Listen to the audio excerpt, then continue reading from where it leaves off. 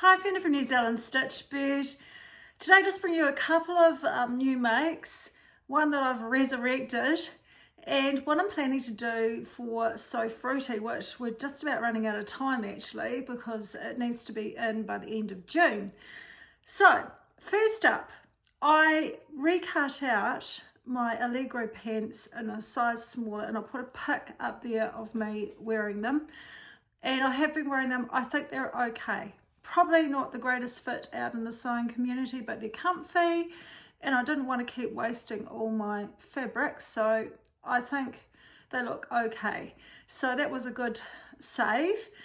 The top that I'm wearing today is the top by Stylearc and it is the Posie knit top, and I've added in sleeves and just a wee elasticized cuff. I did this with a leopard print one on a previous video, so if you want to go back and have a look at that one.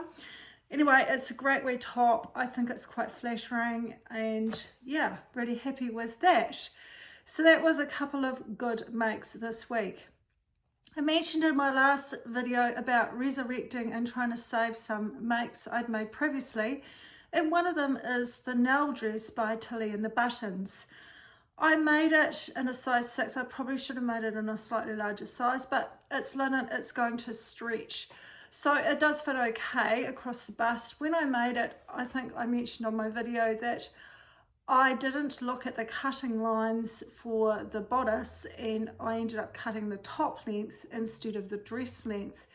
So of course I'd already cut my skirt, so it ended up quite short. So I put a pic of it up there, what it looked like when I had just made it, and then I'll put another pic of me now, what I've done to it to make it a little bit more wearable for me and a bit more trend seasonal. I'm finding if I do near not maxi length but that mid calf length type of dress, I can actually use it multiple seasons just by wearing a pair of tights, boots, in the summer wearing sandals. So it just makes sense to have things to wear through multi seasons. And the same with my tops. I'm not tending to make a lot of short sleeve tops. I'm making 3/4 length, which means I can wear them throughout the year except for the very hottest part of summer when perhaps you want a short sleeve. So I just really enjoy layering, and I think that's really going to work with my wardrobe moving forward. So anyway, what I did with the Nell dress, I had plenty of the linen left over, so I just added a small frill to the bottom, and it's just given it a little bit more balance, and I think it's going to be so much more wearable heading into spring, and I think I can, like I say, layer it and do that kind of thing.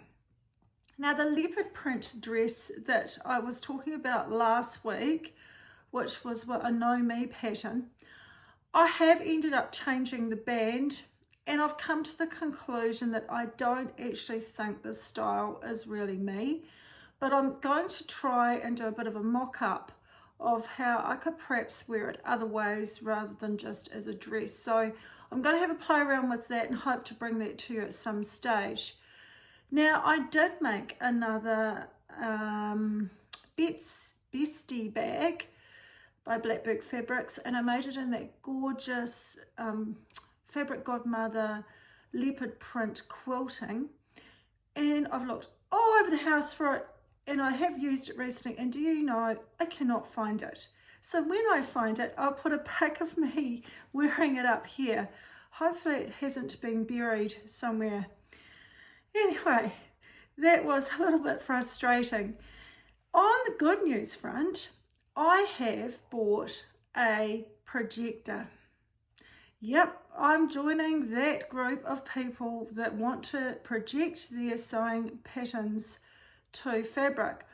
But I think largely what I want to use my projector for is to project patterns onto paper, then cut out on paper, because I'm just getting really tired of sticking those PDFs together and lining them up. I just find it quite tedious.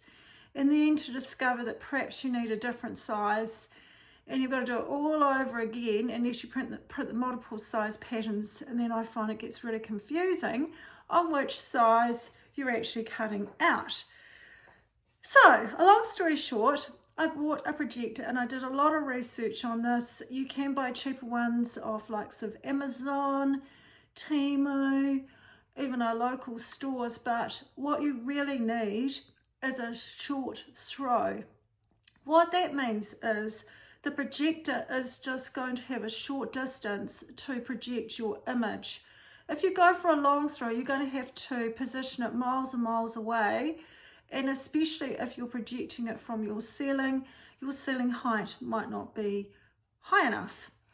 So I looked at a lot of different cheapy ones, and I looked at what a lot of YouTubers are using in the sewing community, and I decided the easiest for me, because I've got a very high pitched roof in my sewing room. It's actually part of a shed and it's got a sloping ceiling, and I'm thinking, gee, this is going to be a little bit tricky to decide where to put it, A, and B, what distance it's actually going to be. So I ended up biting the bullet and buying an Epson ultra short throw second hand, but it is a fairly new one, so I did pay a reasonably good price for it, because unlike in the US, you can buy a second-hand Epson ultra short throw off Amazon. I think they're around about $100 to $200. They're really cheap, but the freight to get it here was just going to be ridiculous. And I even looked at Australia, and the freight from Australia was going to be too expensive, and then you've got the exchange rate on top of that. So I thought, well, I'm better off just buying one in New Zealand. I know what I'm getting. So I've bought one. It comes with a remote. I'll put a pic of it up there. It comes with all the cables and everything. So I thought, well, this is going to be a wee bit challenging. So I came home, I set it up, I stuck it on my Mood Designer Fabrics box, which was just a perfect height. I set it on my sewing table. I managed to configure it in, I think that's the word you use, whatever it is, to make it sure that it's the size that it's meant to be, using one of my cutting mats. Then I managed to direct project from my Apple MacBook to the projector, direct connection, and then I was able to project my pattern onto my fabric. It took all of 10 minutes to set up. I was just amazed. And I thought I would cut out a pattern that I've already cut out so I could check to make sure that it was actually the right size. So I did the Concord t-shirt pattern by Cashmerette. So I was able to put the pieces over the top of the image to make sure it was actually the right size. I was able to move my fabric around on the table and actually also pinch the screen to move the pieces around on my laptop to make it fit onto the fabric. Now, I watched another YouTuber and they said that you can't use it for cutting out on the fold. It is a little bit tricky because you kind of get the pounciness of the fabric sticking up on the fold, but I thought, this is a t-shirt, it doesn't matter. So I did actually cut up on the fold. I just used the pattern pieces that were on the AO file, and and anyway, it worked out fine.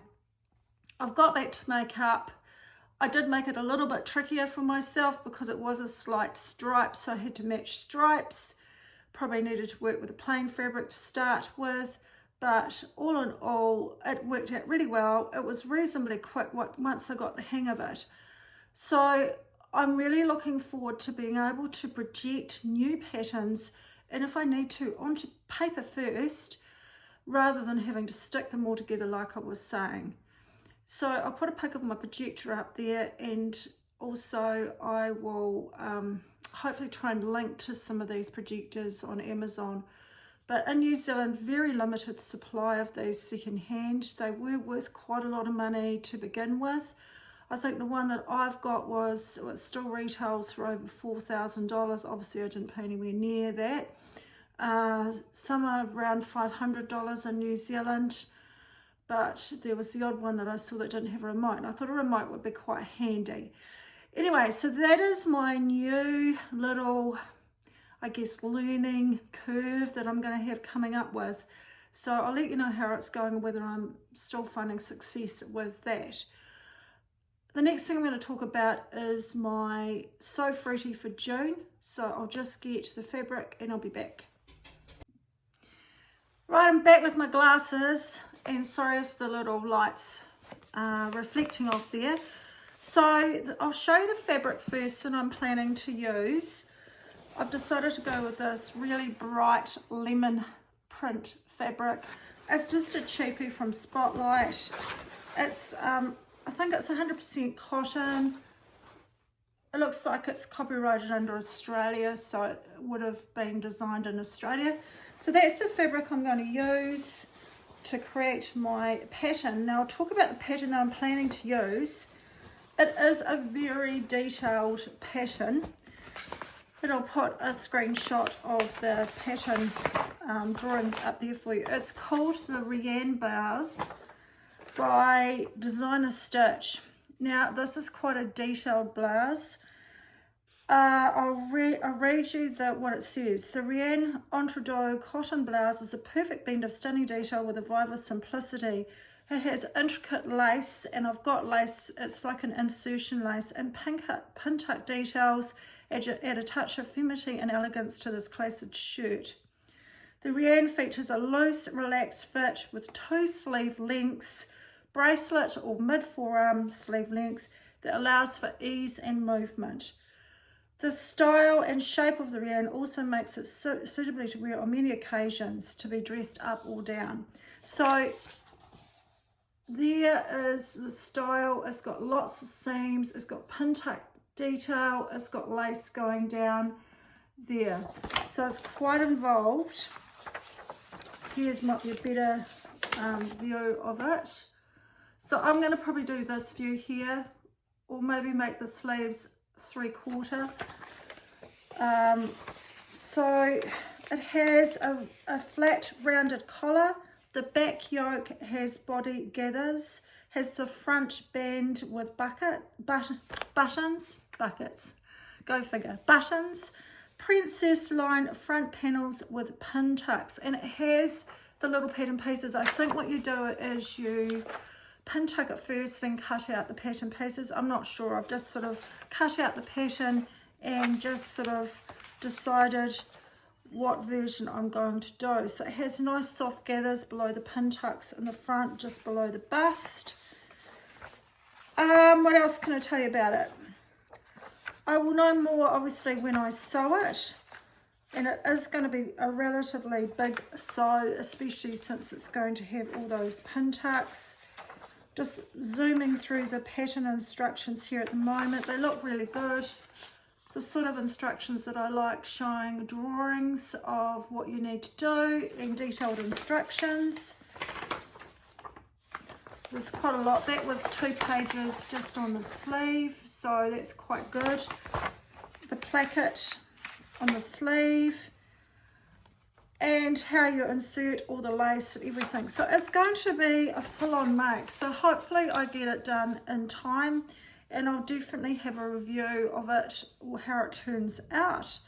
So that's going to be something that hopefully I can do over this weekend, which is Matariki, New Zealand, in New Zealand this weekend. Anyway, I'm getting a bit tongue-tied today. I've had such a big week in my regular job. It's taking a few days to get over how busy it's been. It's just that time of year. We're coming to the end of the term. I've got another week to go, then we're on school holidays. And I'm hoping to get down to Queenstown, which is a very popular touristy place down in the South Island of New Zealand. It's going to be really chilly, so I thought I could do a video on what to wear when it is really cold, and layers and that kind of thing. So we'll see what happens with that. I have come up with these plans and they don't always go to plan, but anyway, we'll see how we go. I've got a few makes that I've made recently too. I haven't had a chance to even get to those today, and I've got a few things already pre-cut that I need to look at. So very busy time. Anyway, I'm just going to stop there this week, and hopefully you get some sewing in. And until next time, hopefully I'll see you again next week. We'll see how we go. Catch you then. Bye now.